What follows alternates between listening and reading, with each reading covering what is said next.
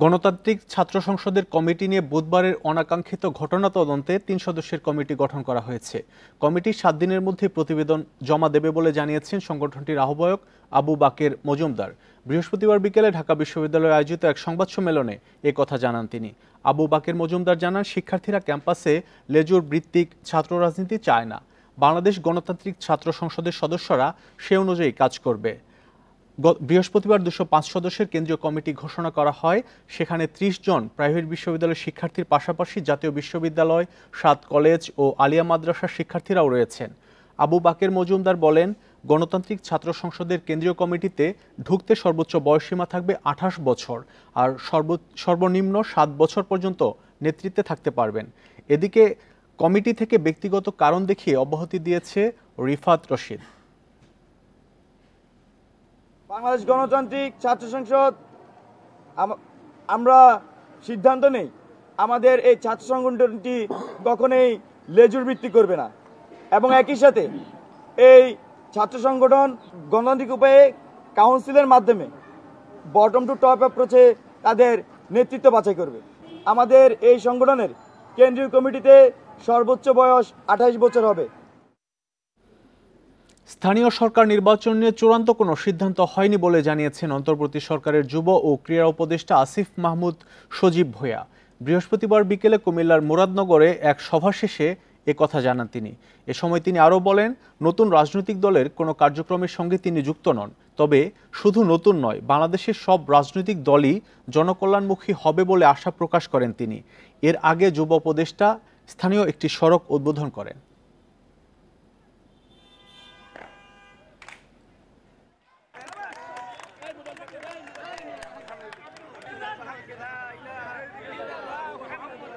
এখনো আলোচনা চলছে, এ বিষয়ে কোনো চূড়ান্ত সিদ্ধান্ত হয়নি। আমি দলের কোনো কার্যক্রমের সাথে যুক্ত নই, কারণ আমি এখন সরকারের দায়িত্বে আছি। এই সরকারের ডেমোক্রেটিক ট্রানজিশনের যেই গণতান্ত্রিক রূপান্তরের যেই দায়িত্বটা আমাদের রয়েছে, সেই জায়গা থেকে আমরা কোনো রাজনৈতিক দলের সাথে যুক্ত থাকতে পারবো না। সবাইকে ঐক্যবদ্ধ হয়ে স্বৈরাচারের দোসরদের দেশবিরোধী ষড়যন্ত্র মোকাবেলার আহ্বান জানিয়েছেন বিএনপি চেয়ারপারসন বেগম খালেদা জিয়া। বৃহস্পতিবার দুপুরে দলের বর্ধিত সভায় লন্ডন থেকে দেয়া ভার্চুয়াল বক্তব্যে এ আহ্বান জানান তিনি। এদিকে তারেক রহমান বলেছেন, স্থানীয় নির্বাচন আগে হলে তা হবে স্বৈরাচারের দোসরদের পুনর্বাসন প্রক্রিয়া। এ ফাঁদে পা দেবে না বিএনপি। বৃহস্পতিবার সকালে জাতীয় সংসদ ভবনের এলডি হলের পাশের মাঠে শুরু হয় বিএনপির বর্ধিত সভা। ৭ বছর পর আয়োজিত সভায় অংশ নেন তৃণমূল থেকে কেন্দ্র পর্যন্ত ৬ স্তরের ৩৫০০ নেতা। প্রধান অতিথি হিসেবে লন্ডন থেকে দেয়া ভার্চুয়াল বক্তব্যে বিএনপি চেয়ারপারসন বেগম খালেদা জিয়া ৫ আগস্টের পরের অর্জনকে ধরে রাখতে সবাইকে ঐক্যবদ্ধ হওয়ার আহ্বান জানান। ক্ষুদ্র ক্ষুদ্র সংকীর্ণতা ভুলে দেশ ও জাতির বৃহত্তর স্বার্থে আমাদের কাজ করতে হবে। এখনো ফ্যাসিস্টদের দোসররা এবং বাংলাদেশের শত্রুরা গণ অভ্যুত্থানের মাধ্যমে প্রাপ্ত অর্জনকে নস্যাৎ করার জন্য গভীর চক্রান্তে লিপ্ত রয়েছে। এমন কোনো কাজ করবেন না যাতে আপনাদের এতদিনকার সংগ্রাম আত্মত্যাগ বিফলে যায়। পরে লন্ডন থেকে ভার্চুয়ালি বক্তব্য রাখেন বিএনপির ভারপ্রাপ্ত চেয়ারম্যান তারেক রহমান। বলেন, জাতীয় নির্বাচনের আগে স্থানীয় নির্বাচন হলে স্বৈরাচারের দোসররা পুনর্বাসিত হবে। এই ফাঁদে বিএনপি পা দেবে না। বাংলাদেশে গণতন্ত্র এবং বিএনপি সমার্থক। দেশে গণতন্ত্র থাকলে বিএনপি থাকে, গণতন্ত্র বিপন্ন হলে বিএনপির স্বার্থ বিপন্ন হয়। মাফিয়া প্রধানের পলায়নের পর দেশে বর্তমানে গণতান্ত্রিক পরিবেশ ফিরে এসেছে। জাতীয় নির্বাচনের সময় হয়তো ঘনিয়ে আসছে। তাই দলকে, কোনো ব্যক্তি নয় বরং দলকে এ ব্যাপারে ধীরে ধীরে আপনারা প্রস্তুত করুন। একটি মহল নির্বাচন বানচালের চেষ্টা করছে বলে অভিযোগ করেন বিএনপির ভারপ্রাপ্ত chairman. Jahanara Parvin, independent news, Dhaka. রাজনৈতিক পট পরিবর্তনের পরও দ্রব্যমূল্য, আইনশৃঙ্খলা সহ দেশের সার্বিক অবস্থা শোচনীয় বলে মন্তব্য করেছেন বিএনপি মহাসচিব মির্জা ফখরুল ইসলাম আলমগীর। বিএনপির বর্ধিত সভায় তিনি বলেন, নির্বাচিত সরকার ছাড়া চলমান সংকট সমাধান সম্ভব নয়। এদিকে সভায় অংশ নেওয়া নেতাদের প্রত্যাশা, তৃণমূলের মতামতকে প্রাধান্য দিয়ে সব সিদ্ধান্ত নেবে বিএনপি। দীর্ঘ 7 বছর পর মুক্ত পরিবেশে বিএনপির এ বর্ধিত সভা জাতীয় সংসদ ভবনের এলডি হলে বৃহস্পতিবার বেলা 11টায় শুরু হয় কার্যক্রম। বর্ধিত সভার শুরুতে শোক প্রস্তাব পেশ করেন বিএনপির সিনিয়র যুগ্ম মহাসচিব রুহুল কবির রিজভী। স্বাগত বক্তব্যে বিএনপি মহাসচিব বলেন, পরিবর্তিত রাজনৈতিক পরিস্থিতিতে দ্রুত ভোটের আশায় ছিল দেশের জনগণ, কিন্তু তা হচ্ছে না। ইতিমধ্যে আপনারা জানেন দেশের অর্থনৈতিক অবস্থা অত্যন্ত শোচনীয় এবং দ্রব্যমূল্য বৃদ্ধি পাচ্ছে, আইন শৃঙ্খলার পরিস্থিতির অবনতি হচ্ছে। গণতন্ত্রকে বিঘ্নিত করার জন্য, তাকে বাধা প্রদান করার জন্য আজকে একটি গোষ্ঠী, একটি মহল বিভিন্নভাবে চক্রান্ত শুরু করেছে। ফ্যাসিস্ট শেখ হাসিনা বিদেশে গিয়ে তিনি সেই চেষ্টা করছেন এবং বাইরে থেকেও চেষ্টা করা হচ্ছে। বিএনপির বর্ধিত সভায় অংশ নেন সারা দেশ থেকে আসা বিভিন্ন পর্যায়ের অন্তত 4000 নেতা। তাদের আশা, সুষ্ঠু ভোটে এবার সরকার গঠন করবে বিএনপি। একটা গণতান্ত্রিক প্রক্রিয়ার মাধ্যমে নির্বাচন করে আমরা সরকার গঠন করতে চাই। তারেক রহমান সাহেব আর বেগম খালেদা জিয়াকে পাশাপাশি একবার দেখে আমরা তো অবশ্যই সবাই খুব এক্সাইটেড এবং আশা করছি যে এখন ঘন ঘন এই ধরনের প্রোগ্রাম আমরা করতে পারবো। বাংলাদেশ জাতীয়তাবাদীর যে লক্ষ্য, সে লক্ষ্যকে বাস্তবায়নের জন্য সর্বোচ্চ ভূমিকা রেখেছে।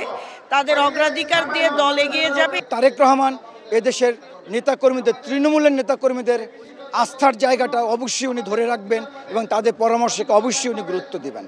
বর্ধিত সভায় বিপুল সংখ্যক নেতার উপস্থিতি থাকায় বক্তব্যের সুযোগ দেওয়া হয় লটারির মাধ্যমে। দীর্ঘ 28 বছর পর এমন বড় পরিসরে বিএনপির বর্ধিত সভা। এই সভায় যোগ দেওয়া তৃণমূল নেতাদের প্রত্যাশা, আগামী সংসদ নির্বাচনে প্রার্থী চূড়ান্ত করার পাশাপাশি দল পুনর্গঠন এবং দলকে সামনের দিকে এগিয়ে নিয়ে যেতে তৃণমূলের মতামতকে প্রাধান্য দেবে বিএনপি। মাহমুদ শরীফ, ইন্ডিপেন্ডেন্ট নিউজ, এলডি হল, জাতীয় সংসদ ভবন, ঢাকা। দলের শৃঙ্খলা বিরোধী কাজ না করতে তৃণমূলের নেতাকর্মীদের নির্দেশ দিয়েছেন বিএনপির ভারপ্রাপ্ত চেয়ারম্যান তারেক রহমান। আগামী নির্বাচনে বিতর্কিত নেতাদের বদলে ত্যাগী নেতাদের মনোনয়নে প্রাধান্য দেওয়ার প্রতিশ্রুতি দেন তিনি। বিএনপির বর্ধিত সভায় আসা নেতাদের এসব বার্তা দেন তারেক রহমান। অন্যদিকে ঐক্যবদ্ধ হয়ে জনগণের পাশে থাকার অঙ্গীকার করেন নেতারা। 7 বছর পর বিএনপির বর্ধিত সভা জাতীয় সংসদের এলডি হলের পাশের মাঠে অনুষ্ঠিত হয়। দলের এই বর্ধিত সভা অংশ নেন তৃণমূল থেকে কেন্দ্র পর্যন্ত 6 স্তরের 3500 নেতা। সভার দ্বিতীয় অধিবেশনে সারা দেশ থেকে আসা নেতারা কথা বলেন, বিভিন্ন সমস্যা ও পরিস্থিতির কথা তুলে ধরেন তারা। ভারপ্রাপ্ত চেয়ারম্যান তাদের ঐক্যবদ্ধ হয়ে কাজ করার পরামর্শ দেন। সবকিছু মিলে তারেক রহমান সেই মেসেজটুকু দিয়েছেন, হ্যাঁ আমরা একটা সুদৃঢ় ঐক্য এমনভাবে সৃষ্টি করব যে সুদৃঢ় ঐক্য রুখে দিতে পারে সকল ষড়যন্ত্র। জনাব তারেক রহমান স্পষ্ট করেই বলে দিয়েছেন, এমন কোনো আচরণ না করা যাতে জাতীয় ঐক্যের কোনো বিনষ্ট হয়, এরকম কোনো বক্তব্য না দেয়া, নেতাকর্মীদের সুশৃঙ্খল থাকা, নেতাকর্মীদের কোনো ধরনের অনৈতিক কোনো বা বেআইনি কোনো কাজে সম্পৃক্ত না হওয়া, দলের ভেতরে কোনো ধরনের লবিং গ্রুপিং থেকে বিরত থেকে দলকে ঐক্যবদ্ধ করা। ধৈর্য ধরে পরিস্থিতি মোকাবেলা করতে পরামর্শ দেন ভারপ্রাপ্ত চেয়ারম্যান। দলের সুনাম ক্ষুণ্ণ হয় এমন কাজ না করার নির্দেশ দেন তিনি। দলের তৃণমূল থেকে সর্বোচ্চ পর্যায় পর্যন্ত কোনো নেতাকর্মী যেন অনৈতিক কোনো কর্মকাণ্ডে জড়িত না হন। যদি হন তাহলে তার বিরুদ্ধে কঠিন শাস্তিমূলক ব্যবস্থা নেওয়া হবে। তাই মানবিক বাংলাদেশ গড়ার লক্ষ্যে মানুষের সঙ্গে ভালো ব্যবহারের মাধ্যমে, কোনো ভয়ভীতি প্রদর্শন না, ভালো ব্যবহারের মাধ্যমে যাতে মানুষের মন জয় করে মানুষের কাছে পৌঁছাতে পারে। জাতীয়তাবাদী আদর্শ ধরে রাখতে দলে অনুপ্রবেশ ঠেকানোর নির্দেশও দেন তারেক রহমান। নেতাকর্মীরা যে কোনো মূল্যে যেন ঐক্যবদ্ধ থাকেন, দলে অনুপ্রবেশকারী যেন কোনোভাবে প্রবেশ না করে এবং আপনার চাঁদাবাজি এবং অসাংগঠনিক কাজে যেন কোনোভাবেই আমার নেতাকর্মীরা জড়িত না থাকে সেদিকে সতর্কবার্তা দিয়েছেন। যারা রাজপথে ছিলেন, আন্দোলনে ছিলেন, ত্যাগী যারা, এবং যারা সুশিক্ষিত, সমাজ গঠনে যারা ভূমিকা রাখতে পারবে, যারা আগামীর বাংলাদেশ গঠনে যাদের শিক্ষা এবং পারিপার্শ্বিক অবস্থা আছে, যাদের নেতৃত্ব দেবার মতো যোগ্যতা আছে, সেই সব মানুষগুলোকেই দল আগামীতে গ্রহণ করবে বলে উনি বার্তা দিয়েছেন। দলের এই গুরুত্বপূর্ণ বৈঠকের পর নতুন করে উজ্জীবিত হবে তৃণমূলের কর্মীরা, এমনটাই মনে করছেন সভায় যোগ দেয়া নেতারা। Jahanara Parvin, independent news, Dhaka. দেশের প্রয়োজনে নিজেদের জীবন উৎসর্গ করতে সেনাবাহিনীর সব সদস্যকে প্রস্তুত থাকার আহ্বান জানিয়েছেন সেনাপ্রধান জেনারেল ওয়াকারুজ্জামান। সেনাবাহিনীর প্রত্যেক সদস্যকে পেশাদার ও প্রশিক্ষিত করা হচ্ছে বলে জানান তিনি। রাজশাহী সেনানিবাসে ইনফ্যান্ট্রি রেজিমেন্টাল সেন্টারে 7ম কর্নেল অফ দ্য রেজিমেন্ট অভিষেক অনুষ্ঠানে তিনি এসব কথা বলেন। এবং রেজিমেন্টাল কালার তিথি জেনারেল। বৃহস্পতিবার সকালে রাজশাহী সেনানিবাসের প্যারেড গ্রাউন্ডে ইনফ্যান্ট্রি রেজিমেন্টের 7ম কর্নেল অব দি রেজিমেন্টের অভিষেক অনুষ্ঠানে যোগ দেন সেনাপ্রধান। তাকে গার্ড অফ অনার দেয় সেনাবাহিনীর চৌকস দল। পরে সেনাপ্রধানকে কর্নেল র্যাঙ্ক ব্যাজ পরিয়ে দেওয়া হয়। অভিষেক অনুষ্ঠানে সেনাপ্রধান বলেন, দেশের প্রয়োজনে সেনাবাহিনীর সব সদস্য স্বতঃস্ফূর্তভাবে দায়িত্ব পালন করবে। তাদেরকে প্রয়োজনে নিজেদের জীবন উৎসর্গ করতে প্রস্তুত থাকতে হবে। আমি আশা করব বাংলাদেশ ইনফ্যান্ট্রি রেজিমেন্টের প্রতিটি সদস্য তাদের উপর অর্পিত দায়িত্ব সর্বোচ্চ শৃঙ্খলা এবং পেশাদারিত্বের সাথে পালন করবে। এই রেজিমেন্টের প্রতিটি সদস্য দেশের যে কোনো প্রয়োজনে স্বতঃস্ফূর্তভাবে দায়িত্ব পালন করবে এবং প্রয়োজনে নিজেদের জীবন উৎসর্গ করতে প্রস্তুত থাকবে।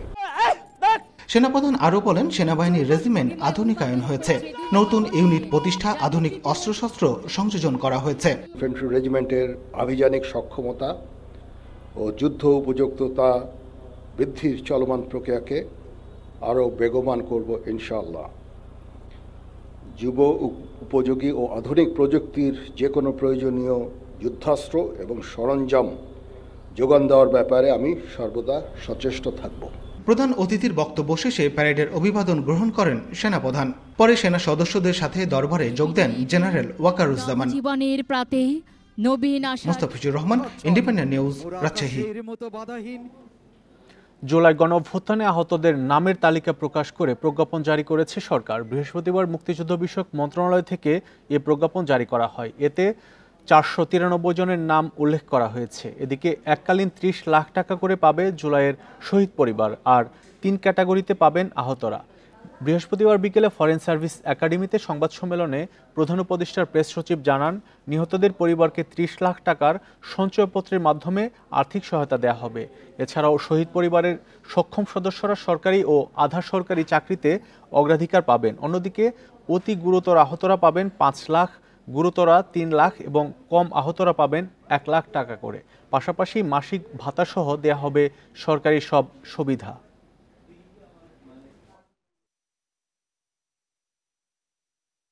জুলাই 24-এর যোদ্ধাগণ 3টি মেডিকেল ক্যাটাগরি যথা ক্যাটাগরি এ, ক্যাটাগরি বি এবং ক্যাটাগরি সি অনুযায়ী সুবিধা পাবেন।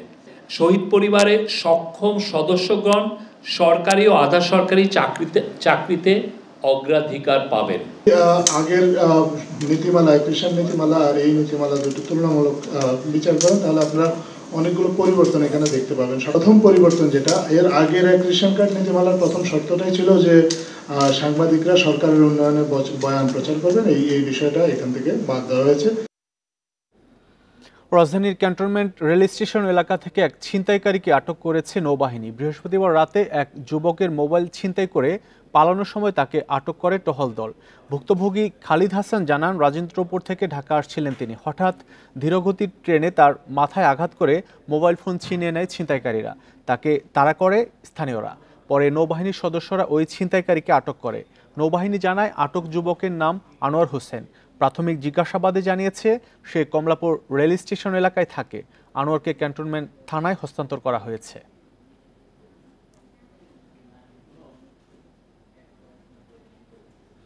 রাজধানীর খিলগাঁও খিদমা হাসপাতালের সামনে মোহাম্মদ সেলিম নামে এক ব্যাটারি চালিত অটোরিকশার চালককে ধারালো অস্ত্র দিয়ে আঘাত করে অটোরিকশা ছিনিয়ে নিয়ে গেছে দুর্বৃত্তরা। আহত অটোরিকশা চালককে ঢাকা মেডিকেলের জরুরি বিভাগে ভর্তি করা হয়েছে। আহতের স্বজনেরা জানান, বৃহস্পতিবার সন্ধ্যা 6:30টার দিকে খিদমা হাসপাতালের সামনে মাথায় ধারালো অস্ত্র দিয়ে আঘাত করে এক ছিনতাইকারী। পরে চেতনানাশক মাদক সেবন করিয়ে তার কাছে থাকা অটোরিকশা ছিনিয়ে নিয়ে পালিয়ে যায় ছিনতাইকারীরা। খবর পেয়ে স্থানীয়রা প্রথমে তাকে খিদমা হাসপাতালে নেয়, পরে সেখান থেকে উন্নত চিকিৎসার জন্য তাকে ঢাকা মেডিকেলে নেওয়া হয়।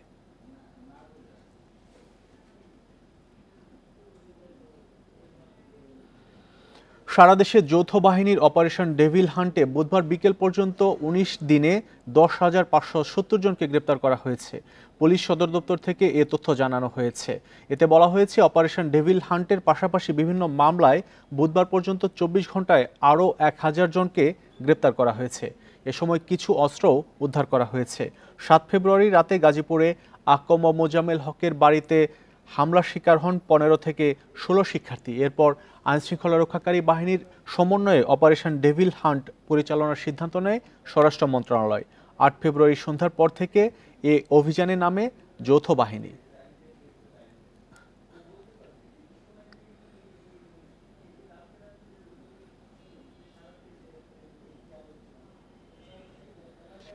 মিরপুরে প্রায় 1.5 ঘন্টা ধরে পড়ল শেওড়াপাড়া কাঁচা বাজার। গত রাত 2:30টার দিকে লাগাই আগুনে নিয়ন্ত্রণে কাজ করে ফায়ার সার্ভিসের 8টি ইউনিট। এতে রোজার আগে বড় ক্ষতির মুখে পড়েছেন সেখানকার প্রায় শতাধিক দোকানি। তবে আগুনের কারণ ও ক্ষয়ক্ষতি নিয়ে তাৎক্ষণিকভাবে কিছু জানাতে পারেনি ফায়ার সার্ভিস।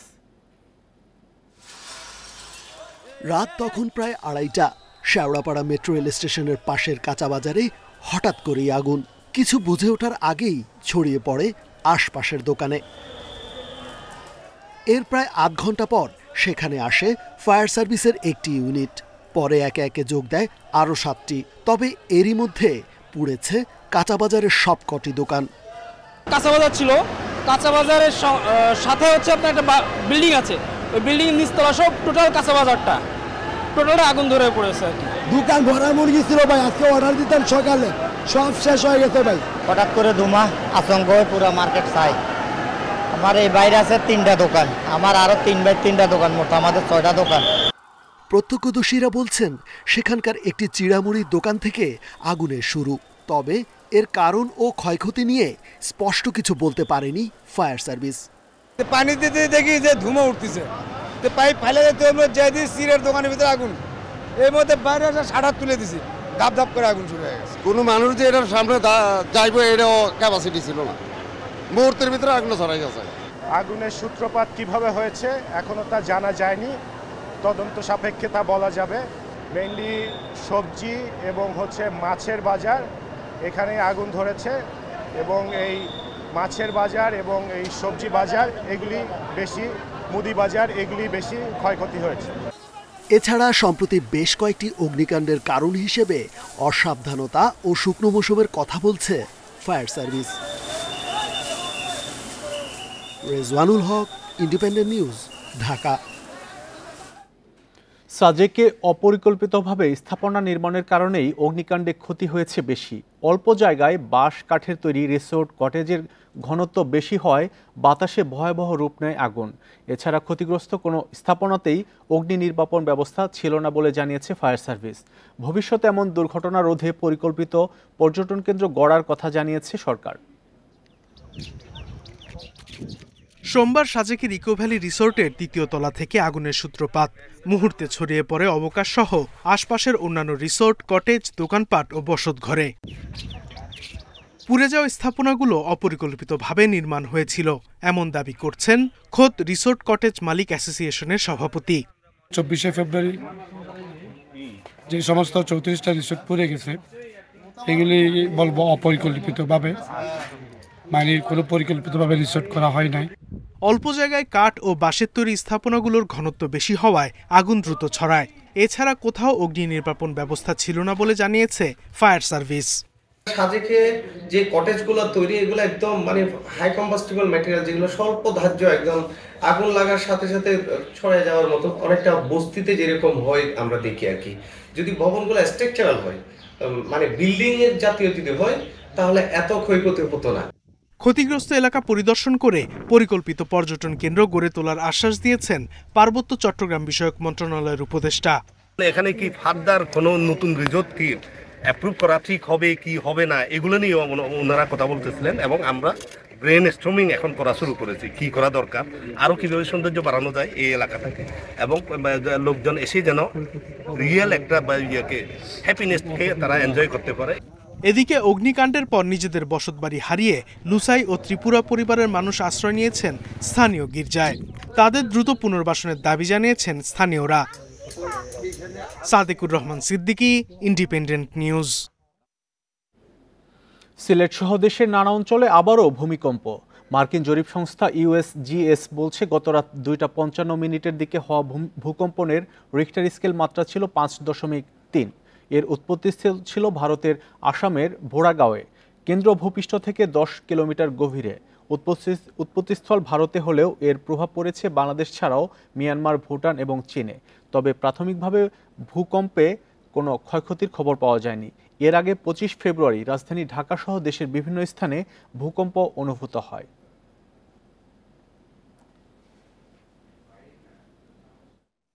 রমজান উপলক্ষে আজ থেকে সারা দেশে কম দামে ডিম, মুরগি ও গরুর মাংস বিক্রি শুরু হবে বলে জানিয়েছেন মৎস্য ও প্রাণী সম্পদ মন্ত্রণালয়ের উপদেষ্টা ফরিদা আখতার। বৃহস্পতিবার দুপুরে সাভারে ভেটেরিনারি পাবলিক হেলথ ল্যাবরেটরির উদ্বোধনী অনুষ্ঠানে তিনি আরও বলেন, ঢাকার 25টি পয়েন্ট সহ দেশের বিভিন্ন স্থানে এই কার্যক্রম চালু রাখা হবে। অন্তর্বর্তী সরকারের প্রধান কাজ ছিল দ্রব্যমূল্যকে নিয়ন্ত্রণে রাখা। তবে বাজার এখনও স্থিতিশীল না হওয়ায় মৎস্য ও প্রাণী সম্পদ মন্ত্রণালয় কম দামে পণ্য বিক্রি করবে। কিন্তু বাজারের সেই স্থিতিশীলতাটা যেহেতু এখনো আসেনি, আমরা চাচ্ছি আমাদের প্রতিষ্ঠানগুলোর মাধ্যমে আমরা যতটুকু পারি আমরা সরবরাহ করি এবং এটা প্রমাণ করা যে বাজারে যে মানে একটা কৃত্রিম উচ্চ মূল্য রাখা হয় সেটা চাইতে যে কম দামে দেওয়া সম্ভব সেটা আমরা প্রমাণ করতে চাই। কাজে আমরা সবাইকে রমজানে চাহিদার চেয়ে 89,000 টন বেশি সয়াবিন তেল আমদানি হয়েছে। তারপরও বাজারে সহসায় মিলছে না পর্যাপ্ত ভোজ্য তেল। একে খুচরা ব্যবসায়ীদের বাড়তি মুনাফার কারসাজি বলছেন ভোক্তা অধিকারের মহাপরিচালক। বৃহস্পতিবার নিত্যপণ্যের বাজার নিয়ন্ত্রণ পরিকল্পনা নিয়ে সংবাদ সম্মেলনে এ তথ্য জানান তিনি। বেশ কিছুদিন ধরেই বাজারে বোতলজাত সয়াবিন তেলের সংকট। গত নভেম্বরে সংকট তীব্র হলে ডিসেম্বরে প্রতি লিটার 8 টাকা বাড়ানো সহ শুল্ক কর কমানো হয়। তারপরেও কাটেনি সংকট। রোজার আগে আবারও বাজারে ভোজ্য তেলের সংকট। রাজধানীর বাজারে মিলছে না পর্যাপ্ত সয়াবিন তেল। তেলের দোকানে গেলে তেল নাই, বলতেছে যে তেল নিলে সাথে চাল নেওয়া লাগবে বা ওই কোম্পানির আদার্স যে প্রোডাক্ট আছে সেটা নেওয়া লাগবে।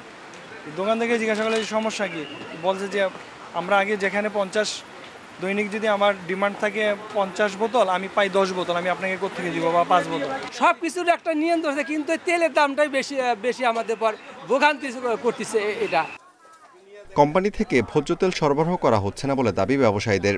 সরবরাহ ব্যবস্থা তদারকির দাবি তাদের। তীর কোম্পানি প্রতি সপ্তাহে 1 কার্টন দেয়, রূপসাদা প্রতি সপ্তাহে 1 কার্টন দেয়। হ্যাঁ, ফ্রেশ কোম্পানি, পুষ্টি কোম্পানি একদিন পর 1 কার্টন দেয়। প্রত্যেকদিন তেল লাগে 8-10 কার্টন। ফার্ম অয়েল তেল দিয়ে হেডও নাই। রমজানে 3 লাখ টন চাহিদার চেয়ে বাড়তি 89 টন সয়াবিন তেল আমদানির তথ্য জানায় ভোক্তা অধিদপ্তরের মহাপরিচালক। তার দাবি, অসাধু ব্যবসায়ীরাই কারসাজি করে কৃত্রিম সংকট তৈরি করেছে।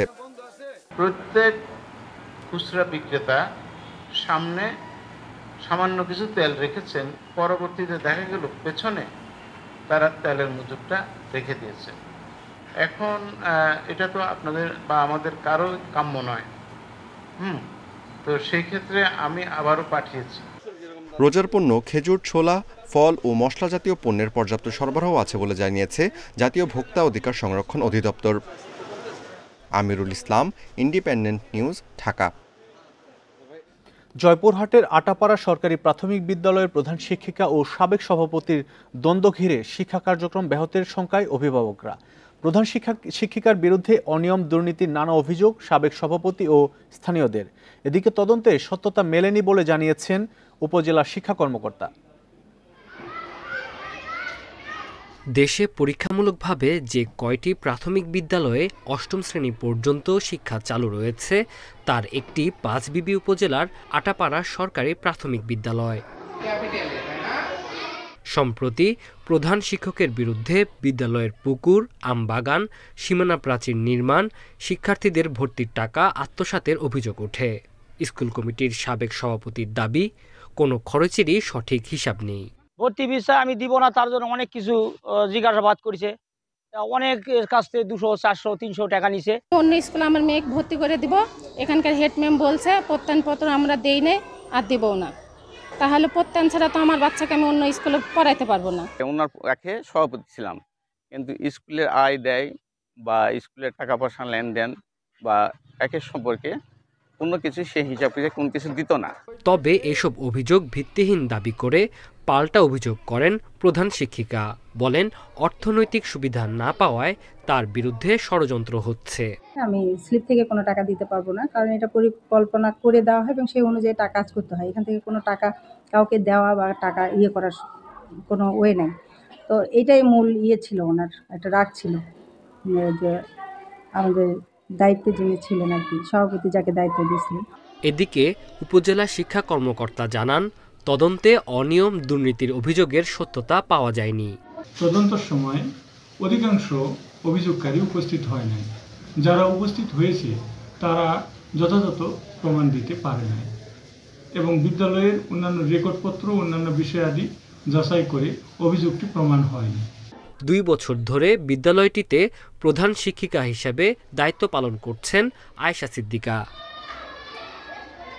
Independent news. কুষ্টিয়ায় গঙ্গা কপোতাক্ষ জিকে প্রকল্পের 2টি পাম্প মেশিন 1 বছর ধরে অচল। সচল পাম্পটিও নদীর পানির উচ্চতা নেমে যাওয়ায় কাজে আসছে না। এতে চলতি বড় মৌসুমে সেচ সংকটে 4 জেলার কয়েক লাখ কৃষক। তারা বলছেন, উৎপাদন খরচ বাড়ার পাশাপাশি হুমকির মুখে পরিবেশ। কবে পাম্প চালু হবে তার নিশ্চয়তা দিতে পারছে না কৃষি বিভাগও। 6 দশকের বেশি সময় আগে পদ্মা নদীর তীরে গঙ্গা কপোতাক্ষ সেচ প্রকল্প শুরু হয়। এর আওতায় সেচের পানি পৌঁছানো হয় কুষ্টিয়া, চুয়াডাঙ্গা, ঝিনাইদহ ও মাগুরার 13টি উপজেলায়। কিন্তু 3টি পাম্পের মধ্যে 2টি 1 বছর ধরে বিকল। এতে 76,000 হেক্টর জমিতে বন্ধ সেচ সুবিধা। অবশিষ্ট সচল পাম্প দিয়ে কুষ্টিয়া ও চুয়াডাঙ্গার 40,000 হেক্টর জমিতে পানি পাচ্ছিলেন কৃষক। তবে নদীর পানির উচ্চতা নেমে যাওয়ায় বর্তমানে সেটিও কাজ করছে না। পানির অপর নাম জীবন। পানি না পেলে আপনার মনে করেন যে ফসলাদি, গাছপালা, পশু পাখি, হাঁস চাষ, মাছ চাষ, যাই বলে কোনো কিছুই আপনার করতে পারবেন না জিগের পানির ছাড়া। এই জিগের পানির উপর রিলেটেড এই 4টে জেলা। বিঘা প্রতি 280 টাকায় সারা বছর সেচ সুবিধা মিললেও চলতি বড় মৌসুমে বিপাকে কৃষক। সংকট কবে কাটবে জানা নেই কৃষি বিভাগেরও। পানি একটা বিঘে বই এখন পাল করতে কিছু নিম্ন 10 লিটার তেল লাগছে, আর পানি হলে তো ওই 10 লিটারে 1100-1200 টাকা বাঁচি গেল। সরকারি পানি পালে আমাদের খরচ কম হয়, আর যদি আমরা তেল খরচ করি, পানি দিয়ে মেশিন দিয়ে তুলি ওই আবাদ করি, তাহলে তো খরচ বেশি হয়। আমরা আশা করছি যে এবার পাবো, কিন্তু এটা আসলে পাবো কি পাবো না সেই বিষয়টা আসলে জিকে কর্তৃপক্ষই বলতে পারবে। আমাদের কাছে এখন পর্যন্ত এই ধরনের কোনো তথ্য নেই যে আমরা পানি পাবো কি পাবো না। পানি উন্নয়ন বোর্ড বলছে, নদীর পানির উচ্চতা বাড়লেও একটি পাম্প দিয়ে 2 জেলায় সেচ সরবরাহ সম্ভব হবে। পানি যদি আর বেশি না রিমার্কেবল না কমে, তাহলে হয়তো বা আমরা মাঝ জানুয়ারি থেকে হয়তো আমরা ইরিগেশন শুরু করতে পারবো। ঊর্ধ্বতন কর্তৃপক্ষ মহোদয়দেরকে দৃষ্টি আকর্ষণ করেছি যে আমাদের একই সমস্যা হলো পাম্পটা আপনারা সচল করে দেন, আমরা কৃষকদের মাঝে ভরপুর পানি দিই এবং আমরা সেচ সার্ভিসও সুন্দরভাবে উত্তোলন করি।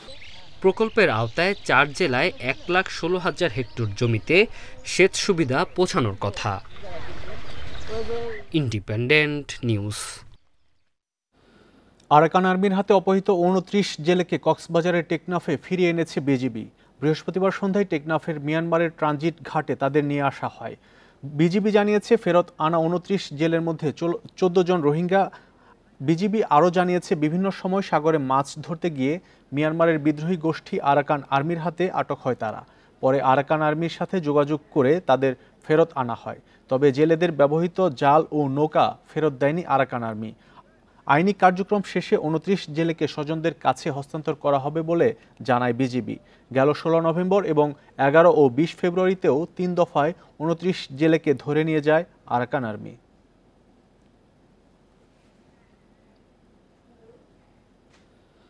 মার্চ এপ্রিল ২ মাস অভয় আশ্রমগুলোতে সব ধরনের মাছ ধরা নিষিদ্ধ করেছে সরকার। বিশেষ করে জাটকা সংরক্ষণ ও ইলিশ উৎপাদন বাড়াতে এই উদ্যোগ। এই ২ মাস প্রত্যেক জেলে পাবেন বিজিএফের ৮০ কেজি চাল। নিষেধাজ্ঞা বাস্তবায়নে মৎস্য বিভাগ, পুলিশ ও কোস্টগার্ডের সমন্বয়ে চলবে অভিযান। শনিবার থেকে জাটকা ও মা ইলিশ রক্ষায় ২ মাসের নিষেধাজ্ঞা দিয়েছে সরকার। এরই মধ্যে জেলেরা নদী থেকে জাল গুটিয়ে ট্রলার নিয়ে ফিরছেন ঘাটে। নিষেধাজ্ঞা চলাকালে ইলিশ ধরা, বাজারজাত ও মজুত নিষিদ্ধ থাকবে। মাছ ধরা বন্ধ থাকায় তাদের জীবিকা নির্বাহে ৮০ কেজি করে চাল দেবে সরকার। বরাদ্দ পেতে তালিকায় আসল জেলেদের রাখার দাবি লক্ষ্মীপুরের জেলেদের। সরকার যে বরাদ্দটা করে জেলেদের উপরে, এটা আমরা কিছুই পাই না, জেলেরা পায় না, এটা পায় হলো উপরের মানুষে। মাছ আহরণ ছাড়া ২ মাস কাটানো নিয়ে দুশ্চিন্তায় চাঁদপুরের ৪০,০০০ জেলে। সরকারি সহায়তা প্রয়োজনের তুলনায় খুবই কম জানিয়ে বরাদ্দ বাড়ানোর দাবি তাদের। এই চাইলে আমাদের তো সব চাহিদা মিটে না। আমাদের সরকার যদি এর মধ্যে জেলেদেরকে আরদেরকে আর্থিক সহযোগিতা করে, আমরা 2 মাস কিভাবে চলবো? আমরা 2 মাসে সরকার চাল দেয়, আমরা চালটা দিয়ে ঠিক মতন পাই, এটা সরকারের কাছে অনুরোধ। মৎস্য কর্মকর্তারা বলছেন বরাদ্দের চাল দ্রুত সময়ের মধ্যে বিতরণ করা হবে। নিষেধাজ্ঞার সময় নদীতে বাড়ানো হবে টহল। জেলেদের যে বিজিএফ কর্মসূচি সেটা ইতিমধ্যে চলে এসেছে এবং ইউনিয়ন পরিষদের অনুকূলে আমরা বরাদ্দ দিয়ে দিয়েছি। যা খুব দ্রুতই বিতরণ শুরু হচ্ছে। শরীয়তপুরের পদ্মা ও মেঘনার ২০ কিলোমিটার জুড়েও বন্ধ থাকবে মাছ ধরা। এসব অঞ্চলের জেলেরা চালের পাশাপাশি নগদ অর্থ সহায়তারও দাবি জানিয়েছেন। তাপস সরকার, ইন্ডিপেন্ডেন্ট নিউজ। অমর একুশে বইমেলায় ২৭ দিনে নতুন বই এসেছে প্রায় ৩,০০০। বেশিরভাগই কবিতার বই। এসেছে উপন্যাস, ইতিহাস, প্রবন্ধ ও শিশু সাহিত্য। প্রকাশকরা বলছেন এবার মেলায় গতবারের চেয়ে ৪০ ভাগ কম বিক্রি হয়েছে। শুক্রবার শেষ দিন, মেলা চলবে সকাল ১১টা থেকে রাত ৮টা পর্যন্ত। শুক্রবার পর্দা নামতে চলেছে অমর একুশে বইমেলার। শেষ সময়ে বাংলা একাডেমি ও সোহরাওয়ার্দী উদ্যানে বেড়েছে পাঠক ও দর্শনার্থীর ভিড়। বইপ্রেমীরা তালিকা ধরে স্টলে স্টলে ঘুরে পছন্দের বই কিনছেন। সবার বই মোটামুটি পড়া, আবার অনেকে এটা পড়ে নাই, কিন্তু বইমেলাতে এসে অনেক নতুন নতুন লেখকের বই পাইতেছি। আজকে ছুটি নিয়ে শুধু এসেছি বইমেলাতে আসার জন্য। কি বই কিনলেন? আমি কিনেছি বাচ্চাদের জন্য যা পছন্দ, এবং আমার মিসেসের জন্য একটা বই কিনেছি হুমায়ুন আহমেদের, আর আমার জন্য কিনেছি আমি শওকত ওসমানের একটা বই। হুমায়ুন আহমেদকে নিয়ে স্মৃতি কথা লিখেছেন জনপ্রিয় অভিনেতা ডাক্তার এজাজ। জানান এখনও কতটা প্রাসঙ্গিক হুমায়ুন আহমেদ। অবাক লাগে যে এখনও পাঠকরা আসছেন, হুমায়ুন স্যারের বই খুঁজছেন, হুমায়ুন স্যারের বই কিনছেন। কত বছর হয়ে গেল, তারপরেও হুমায়ুন স্যার, এটা অনেক আনন্দ লাগে, তৃপ্তি লাগে, আবার দুঃখ লাগে অনেক যে স্যারের আরও অনেক বছর বেঁচে থাকা দরকার ছিল। শেষ সময় বেশ কিছু গবেষণা, প্রবন্ধ, কবিতা, উপন্যাস ও থ্রিলারের বই এসেছে। প্রকাশকরা জানান গত বছরের তুলনায় এবার বই বিক্রি কমেছে প্রায় ৪০ ভাগ। আপনার সাথে কথা বলার কিন্তু আমার সময় থাকার কথা না, কারণ আজকে হলে মেলার আর একদিন বাকি আছে। ওই অনুপাতে বিক্রি একদম কম। শুধু আমাদের স্টলে যে বিক্রি কম তা নয়, আমি দেখছি বড় বড় প্রকাশনাগুলো খোঁজ নিয়ে দেখছি সবার একই কথা, বিক্রি খুব কম। পলিথিন ব্যাগ নিষিদ্ধ হলেও পলিপ্রোপাইলিন ব্যাগে বই বিক্রি হয়েছে এবার। বাংলা একাডেমি বলছে আগামী বছর থাকবে পরিবেশ বান্ধব ব্যাগ। একটা টাস্ক ফোর্স করেছিলাম এবং নিরুৎসাহিত করেছিলাম যে যাতে পলিথিন ব্যবহার না করা হয়, কিন্তু সর্বাংশে আমরা সফল হইনি। আশা করি এবার যে সচেতনতাটা তৈরি হয়েছে সেটা আগামীবারে আমরা সেটা প্রয়োগ করতে পারবো, এবং আমরা আশা করব যে আগামীবার একেবারেই যাতে পলিথিন বইমেলায় না থাকে। অমর একুশে বইমেলায় ২৭ দিনে প্রকাশ হয়েছে নতুন ৩,৯৬৪টি বই। Shahriar Anirban, independent news, Dhaka. White হাউসে প্রথমবারের মতো ট্রাম্প স্টারমার শীর্ষ বৈঠক। এতে গুরুত্ব পেয়েছে ইউক্রেন যুদ্ধ, বাণিজ্য শুল্ক ও ব্রিটেনের প্রতিরক্ষা। পরে যৌথ সংবাদ সম্মেলনে মার্কিন প্রেসিডেন্ট ডোনাল্ড ট্রাম্প বলেন দুদেশের মধ্যে দ্রুতই একটি বাণিজ্য চুক্তি হবে। লন্ডনের পণ্য ওয়াশিংটনের শুল্ক নাও বসাতে পারে। অন্যদিকে ইউক্রেন যুদ্ধ নিয়ে কথা বলেন ব্রিটিশ প্রধানমন্ত্রী স্টারমার। জানান দেশটিতে স্থায়ী শান্তি অর্জন ও পুতিনকে থামাতে সেনা পাঠাতে প্রস্তুত যুক্তরাজ্য। একই সাথে যুক্তরাষ্ট্র ও ব্রিটেনের মধ্যকার সম্পর্ক আরও ঘনিষ্ঠ করার আশা প্রকাশ করেছেন তিনি। এছাড়া যুক্তরাজ্য সফরে যেতে ট্রাম্পের হাতে রাজা তৃতীয় চার্লসের নিমন্ত্রণপত্র তুলে দেন স্টারমার। দ্বিতীয় দফায় তুরস্কের ইস্তাম্বুলে বৈঠকে বসেছেন রাশিয়া ও যুক্তরাষ্ট্রের কূটনীতিকরা। সেখানে দুই দেশে নিজেদের দূতাবাসের কার্যক্রম সংক্রান্ত বিরোধ নিরসনের উপায় নিয়ে আলোচনা হয়েছে। এছাড়া আলোচনা হয়েছে ইউক্রেন যুদ্ধ বন্ধ নিয়েও। এদিকে ইউক্রেনের যে 5 অঞ্চল রাশিয়ার সাথে একীভূত হয়েছে সেগুলো নিয়ে কোনো আলোচনা হবে না বলে জানিয়েছে ক্রেমলিন। বৃহস্পতিবার ইস্তাম্বুলে রুশ মার্কিন বৈঠকের আগে এক সংবাদ সম্মেলনে কথা বলেন ক্রেমলিন মুখপাত্র দিমিত্রি পেসকভ।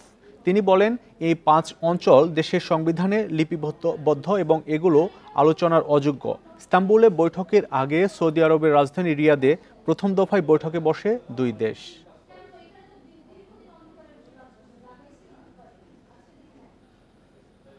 ডিআর কঙ্গোর বুকাভু শহরে সশস্ত্র সংগঠন M23-র সমাবেশে বিস্ফোরণে নিহত 11 জন, আহত অন্তত 65।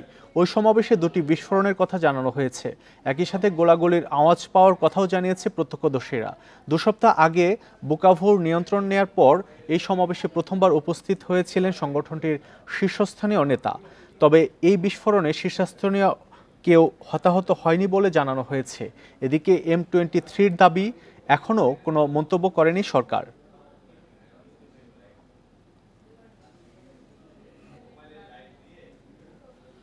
ইসরায়েল ও হামাসের মধ্যে দ্বিতীয় ধাপের যুদ্ধবিরতির আলোচনা শুরু হয়েছে। মিশরের কায়রোতে প্রতিনিধি পাঠানোর কথা জানিয়েছে ইসরায়েলি পররাষ্ট্রমন্ত্রী। বলেন, যুদ্ধবিরতির সময় বাড়াতে চেষ্টা করছেন তারা। হামাসের সাথে কয়েকটি বিষয়ে একমত হলেই যুদ্ধবিরতির দ্বিতীয় ধাপ গড়াবে বলে জানান তিনি। আলোচনায় মধ্যস্থকারীর ভূমিকায় রয়েছে মিশর। এর আগে ইসরায়েলি জিম্মির মরদেহের পরিচয় নিয়ে চুক্তি বাতিলের শঙ্কা দেখা দেয়। পরে মরদেহের পরিচয় মিললে ফিলিস্তিনিদের মুক্তি দিয়ে চুক্তি মেনে চলে ইসরায়েল। 1 মার্চ গাজায় প্রথম ধাপের যুদ্ধবিরতির চুক্তির মেয়াদ শেষ হবে।